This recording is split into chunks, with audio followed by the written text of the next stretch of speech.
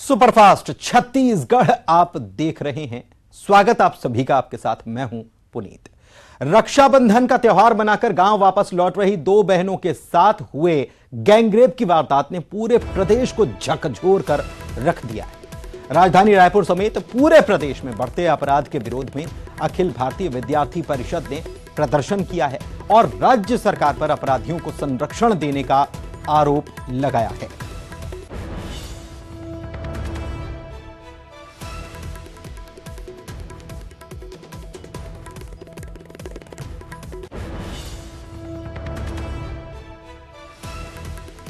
बदमाशों के हौसले बुलंद है और यहाँ आए दिन आपराधिक घटनाएं जो हैं वो घटते रहती है। इसी बीच रक्षाबंधन का त्योहार मनाकर गांव वापस लौट रही दो बहनों के साथ हुए गैंग रेप की घटना ने न केवल राजधानी रायपुर को बल्कि पूरे प्रदेश को हिला दिया है और इसी कड़ी में एबीवीपी के द्वारा विरोध प्रदर्शन जो है वो किया जा रहा है। तो चलिए सीधे बात करते हैं। महिलाओं के साथ बढ़ते अपराध और अत्याचार को लेकर आज आप लोग राज्य सरकार का यहाँ पर पुतला दहनकर विरोध प्रदर्शन कर रहे हैं। जी, हमारा छत्तीसगढ़ जो प्रदेश है शांति के लिए जाना जाता है और छत्तीसगढ़ प्रदेश की जो राजधानी रायपुर है, यहाँ पर जो घटनाएं हो रही है ये बहुत आम हो गया है। यहाँ पर हमारा 10 बजे निकलना दूभर हो गया है। हम 10 बजे भी अपने घर से निकलते हैं तो सोचते हैं कि राजधानी में तो रह रहे हैं, पर 10 बजे निकले तो किसके साथ निकले। हमारे साथ में कोई एक भाई होना चाहिए। और यहाँ पर अभी जो राजधानी में आप घटनाएं देख रहे हैं, राखी के दिन की घटना ले लीजिए, कल की घटना ले लीजिए, या फिर गुड़ियारी में जो घटना हुई है, एक बहन को चाकू गले में चाकू मार करके बाल खींच करके पूरे गुड़ियारी में घुमाया गया है, वो घटना ले लीजिए। जो रायपुर में बार बार घटनाएं हो रही हैं, अत्यंत इसके बारे में क्या कहें, शब्द ही नहीं है हमारे पास। और हम इसी को लेकर के आज प्रदेश प्रशासन का पुतला फूंकने यहाँ पर उपस्थित हुए थे और हमारी सरकार से मांग भी है कि यह व्यवस्था सुधारी जाए, इनको संरक्षण देना बंद करे, क्योंकि यदि राजधानी में हर दिन यह काम हो रहा है, हर दिन ये सारे दुष्कर्म हो रहे हैं, तो किसी के संरक्षण में हो रहे हैं। अभी हाल ही में हमने सुना था कि एक एनएसयूआई का अध्यक्ष एक लड़की के साथ दुष्कर्म किया था और ये कोई नई बात नहीं है। अभी हमने सुना है कि गोड़ियारी में भी एक केस हुआ था। तो आए दिन ऐसा होते रहता है और ये बहुत शर्म की बात है हम रायपुर वासियों के लिए। तो इसके लिए हम जितना ज़्यादा हो सके संघर्ष करेंगे और न्याय की मांग करेंगे।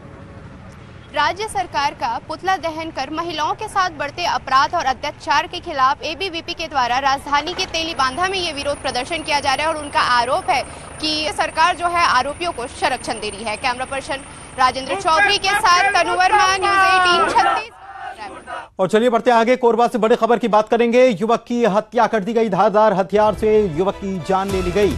पसान थाना क्षेत्र के सिर्री गांव की यह घटना बताई जा रही है। इस हत्या की खबर के बाद पुलिस मौके पर पहुंची, जांच की जा रही है, लेकिन हत्या क्यों की गई इसकी वजह अभी तक साफ नहीं हो पाई, यानी हत्या का कारण नहीं पता चल पाया है। डॉग स्क्वाड भी मौके पर है, फोरेंसिक टीम भी मौके पर है और जांच में जुट गई है। पुलिस पूरे मामले की जांच में जुटी हुई है। पुलिस को खबर की गई कि हत्या की गई है, युवक की जान ले ली गई और धारदार हथियार से युवक को मौत के घाट उतार दिया गया, लेकिन वजह इसके पीछे क्या है ये अभी तक साफ नहीं हो पाया।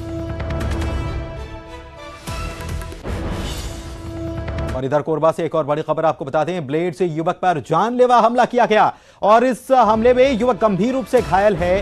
असामाजिक तत्वों ने इस घटना को अंजाम दिया है। घायल युवक का अस्पताल में इलाज चल रहा है। दर्री थाना क्षेत्र के कदमहाखार चौक के पास की यह घटना है। पुलिस पूरे मामले की जांच में जुटी हुई है। युवक पर जानलेवा हमला करने की खबर सामने आई। ब्लेड से हमला कर दिया गया युवक पर, हालत गंभीर है। उधर जगदलपुर से बड़ी खबर की बात करेंगे। यहां पर भानपुरी में सुपारी किलिंग का खुलासा हुआ है और 6 लोगों ने 85,000 रुपए लेकर हत्या की वारदात को अंजाम दिया। जादू टोना के शक में ग्रामीण की हत्या हुई थी और शव को 3 किलोमीटर दूर दफनाया गया था। हत्या के 6 आरोपी गिरफ्तार कर लिए गए हैं। 10 अगस्त को इस पूरे मामले को दर्ज कराया गया था। खंडसरा गांव का ये पूरा मामला है। बड़ी खबर आपको बता रहे हैं जगदलपुर से, जहां पर सुपारी किलिंग का खुलासा हुआ है। 6 लोगों ने 85,000 रुपए की सुपारी ली और वारदात को अंजाम दे डाला। ही रामधर, मणि, कशरू और सुकमन का मानना था कि इनके घरों में जो असामयिक मौतें हुई हैं वे मृतक मंगड़ू राम बघेल के सिरहा गुनिया और जादू टोने के कारण हुई है।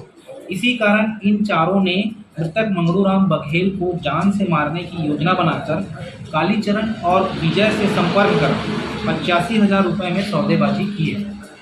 कालीचरण और विजय 40,000 रुपए एडवांस लेकर जब मृतक अपने गांव के झाड़ी वाले रास्ते से होकर शाम लगभग 7 बजे गुजर रहा था तो डंडे से मृतक के सिर पर हमला किया गया और गला घोंट दिया गया और शव को छिपाने के लिए बाइक में बिठाकर लगभग 4 किलोमीटर दूर सूखे नाले में गड्ढे में फेंक दिया था।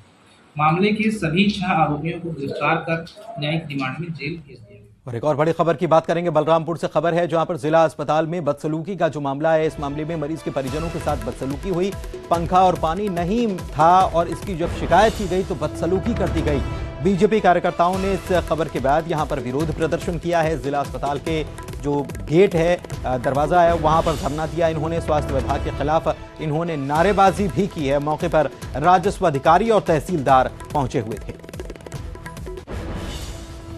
जान पहचान वाला 2-3 आदमी आए हैं। आने के बाद हमारे पास पूछे जे कोई भी तकलीफ में नहीं ना हो तो हम मतलब वहीं पर बोले जे सर इसको पंखा नहीं आ रहा है 4 दिन से, जब से आए हैं पंखा नहीं चल रहे हैं और इलेक्ट्रिक में पानी छानी कुछ है ये नहीं है। इतने ही तो हम बोले थे। तो इसको बात बोलने के बाद बोल रहे हैं कि उन लोग चल गए। उसको बाद फिर मतलब एगो रेगुलर 12 बजे उसको ड्यूटी थे। अब एगो नाश आके बोल रहा है खाना थोड़ा खाना खाने के लिए बैठ गए थे तो खाना खा रहे थे तो बोला जल्दी खा लो, तुम्हारा ट्रांसफर क्या रिपेयर ना बोलते हैं, रिपेयर हो गए यहाँ अम्बिकापुर। तो हम बोला अभी तक जांच रिपोर्ट नहीं आया, हमारा रिपोर्ट कैसे हो रहा है, मतलब रिपेयर कैसे हो। इधर जगदलपुर से बड़ी खबर आपको बता रहे हैं। नशे के कारोबारी के खिलाफ बड़ी कार्रवाई को अंजाम दिया गया। अवैध गांजे की खेती के खिलाफ कार्रवाई की है। पुलिस ने 5.5 लाख रुपए कीमत का पौधा बरामद किया है। एक आरोपी को इस मामले में पुलिस ने गिरफ्तार किया है। आरोपी ने अपने घर के बाड़ी में ही गांजे के पौधे लगा रखे थे। दरभा थाना क्षेत्र का ये पूरा मामला है।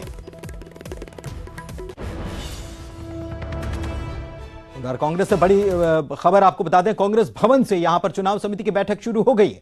छत्तीसगढ़ प्रभारी कुमारी सैलजा, पीसीसी चीफ दीपक बैच की अध्यक्षता में बैठक हो रही है। कैबिनेट मंत्री रविंद्र चौबे, मंत्री जय सिंह अग्रवाल, मंत्री शिव कुमार डहरिया, गुरु रुद्र कुमार, मंत्री अनिला भेड़िया, मंत्री मोहन मरकाम समेत कई नेता इस बैठक में मौजूद हैं। उम्मीदवारों के नाम पर चर्चा के साथ ही चुनावी रणनीति बनाई जा रही है। जल्द ही कांग्रेस के प्रत्याशियों की सूची भी जारी की जा सकती है।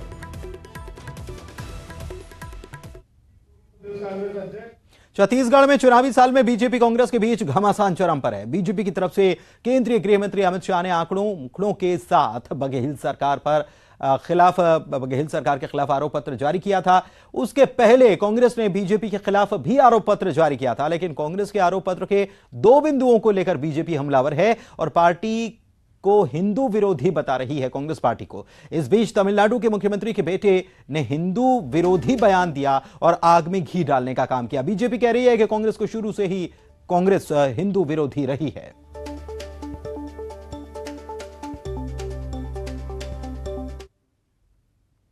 जो वहां के मुख्यमंत्री के बेटे हैं उदयनिधि, उन्होंने कहा कि हिंदू धर्म मलेरिया, डेंगू और कोरोना जैसा है, इसको खत्म करना चाहिए। यह कांग्रेस पार्टी की सोच है और उसी कांग्रेस पार्टी की सोच की छत्तीसगढ़ में अगुवाई करने वाले कोई है तो भूपेश बघेल हैं। कांग्रेस पार्टी हिंदू द्रोह और पाप की राजनीति से गले तक डूबी हुई है। चाहे भूपेश बघेल जी कितना भी चेहरा लगा ले, उनका कालनेमी रूप इसके बाद सामने आ गया है, उनका ताड़का का रूप सामने आ गया है। कांग्रेस पार्टी का यह पूछना कि राम मंदिर बन जाने से युवाओं को नौकरी मिल जाएगी, ये इस देश के बहुसंख्यक समाज या ये हम कहें कि जन जन के मन में बसे हुए राम, गांव गांव की आत्मा में बसे हुए राम 2007 में सुप्रीम कोर्ट में हलफनामा देकर कहा था कि राम, सीता, हनुमान, वाल्मीकि के काल्पनिक किरदार हैं, इसलिए राम सेतु का कोई धार्मिक महत्व नहीं माना जा सकता। उन्हीं की नेता ने नागा साधु जो संसद पर प्रदर्शन करने जा रहे थे, उनको जनरल डायर की तरह गोलियों से भुनवा दिया गया था। कांग्रेस के नेता सुशील शिंदे ने ही हिंदू आतंकवाद शब्द का पहली बार इजाद किया था। पूरे विश्व ने जो मुस्लिम आतंकवाद माना है उस पर से ध्यान भटकाने की कोशिश थी।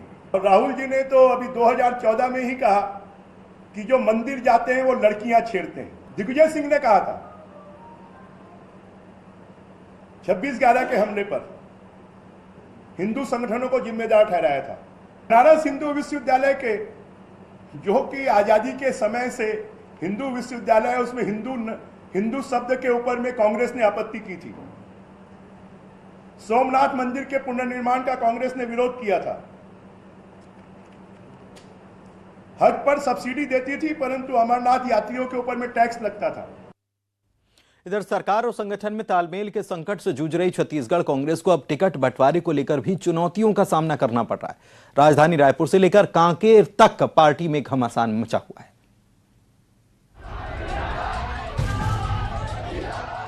ये तस्वीर कांकेर जिला मुख्यालय की है, जहां कांग्रेस स्क्रीनिंग कमेटी के सदस्य पहुंचे। इनसे मिलने के लिए टिकट के दावेदारों की होड़ मच गई। मौके पर पहुंचे 9 विधानसभा क्षेत्र के टिकट के दावेदारों और उनके समर्थकों ने जमकर हंगामा किया। इस बीच अंतागढ़ विधायक के पीएसओ को वहां देखकर दावेदार आपे से बाहर हो गए और उन्हें बाहर करने के लिए जमकर नारेबाजी की।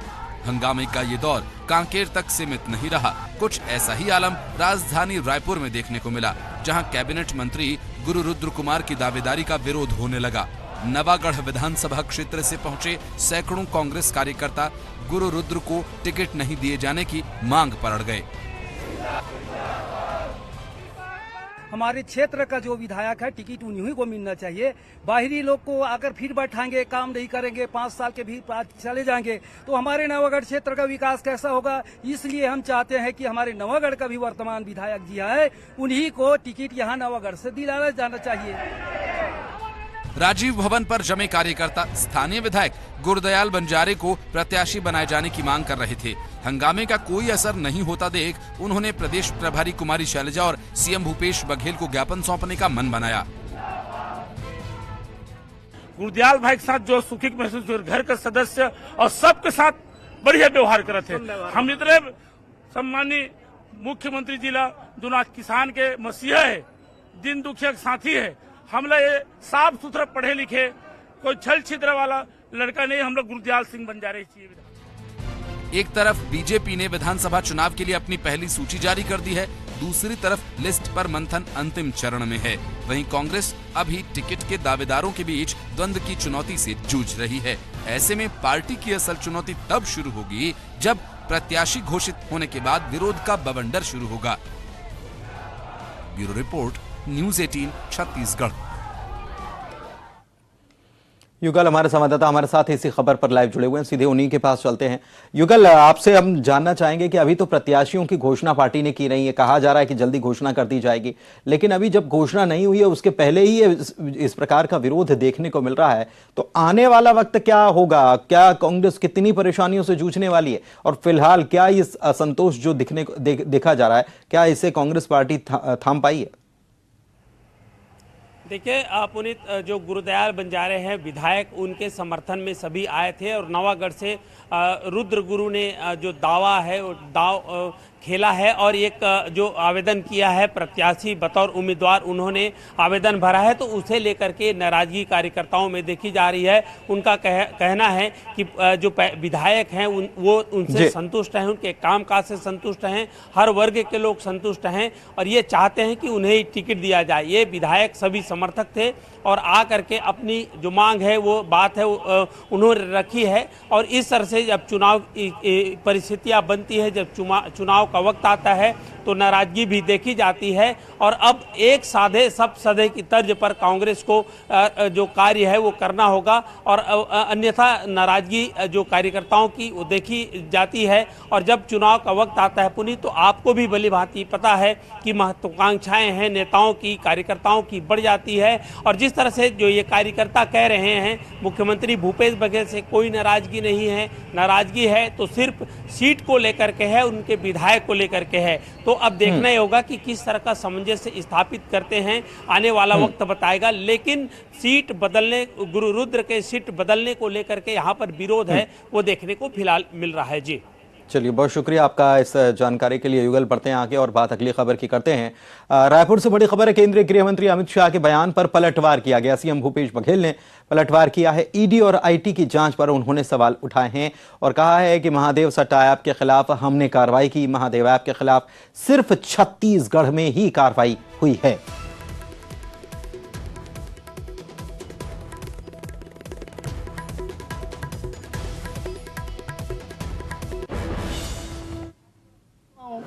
कि यहाँ ईडी वाले, ईडी के अधिकारी कर्मचारी रात भर सोने नहीं देते, टार्चर करते हैं, मारते हैं, पीटते हैं, धमकाते हैं कि आप इस पेपर में हस्ताक्षर करो नहीं जेल जाओ।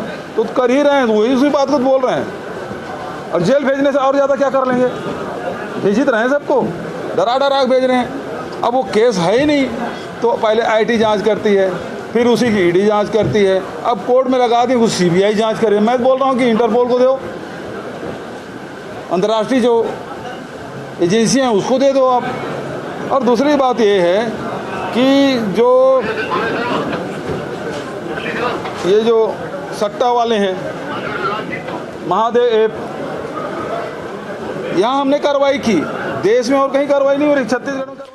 और चलिए बढ़ते आगे। कांग्रेस सांसद राहुल गांधी के छत्तीसगढ़ दौरे को लेकर प्रदेश में राजनीतिक बयानबाजी शुरू हो चुकी है। बीजेपी सवाल उठा रही है, राहुल गांधी पता नहीं किसको साधने आए थे। वहीं कांग्रेस का दावा है कि राहुल गांधी की नीति से छत्तीसगढ़ वासियों की तकदीर बदली है।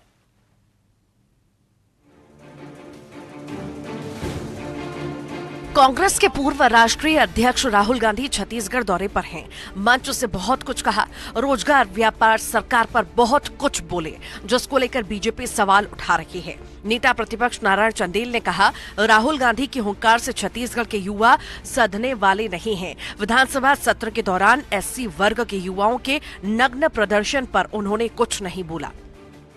राहुल जी के हुंकार भरने से युवा सधने वाले नहीं हैं। राहुल जी को कल के कार्यक्रम में उनको ये बताना चाहिए था कि जिस प्रकार से वो युवाओं को रोजगार को लेकर के बात करते हैं, उनकी ही पार्टी की सरकार यहां है, कांग्रेस की, मुख्यमंत्री भूपेश बघेल जी हैं। विधानसभा का जब सत्र चल रहा था, अनुसूचित जाति वर्ग के नौजवानों ने फर्जी जाति प्रमाण पत्र के मामले को लेकर नग्न प्रदर्शन किया था। यह किसी भी सरकार के लिए, राज्य सरकार के लिए बहुत ही शर्मनाक है। इसके बारे में न भूपेश जी कुछ बोले, न राहुल जी ने कोई टिप्पणी की। राहुल गांधी पर बीजेपी के हमले पर कांग्रेस ने जवाबी पलटवार किया है। पीसीसी संचार प्रमुख का कहना है कि राहुल गांधी की नीति को कांग्रेस सरकार ने लागू किया और नतीजा सबके सामने है। बघेल सरकार ने प्रदेश की तस्वीर और प्रदेशवासियों की तकदीर बदलकर रख दी है। राहुल जी ने छत्तीसगढ़ को न्याय दिया है। राहुल जी ने छत्तीसगढ़ के किसानों को कर्जा माफ किया, कर्ज मुक्त किया है। राहुल जी ने छत्तीसगढ़ के किसानों को उनकी फसल की सबसे ज्यादा देश में कीमत देने की व्यवस्था की है। राहुल जी ने खेतिहर मजदूरों के लिए 7,000 रुपये सालाना देने की घोषणा की है। राहुल गांधी जी ने छत्तीसगढ़ के युवाओं को रोजगार देने की व्यवस्था की है। यहाँ तक कि छत्तीसगढ़ में जो नक्सलवादी क्षेत्रों में केंद्रीय एजेंसियां डिप्लॉयड है, उसका भी 11,000 करोड़ रुपए हमसे किराया वसूलते हैं।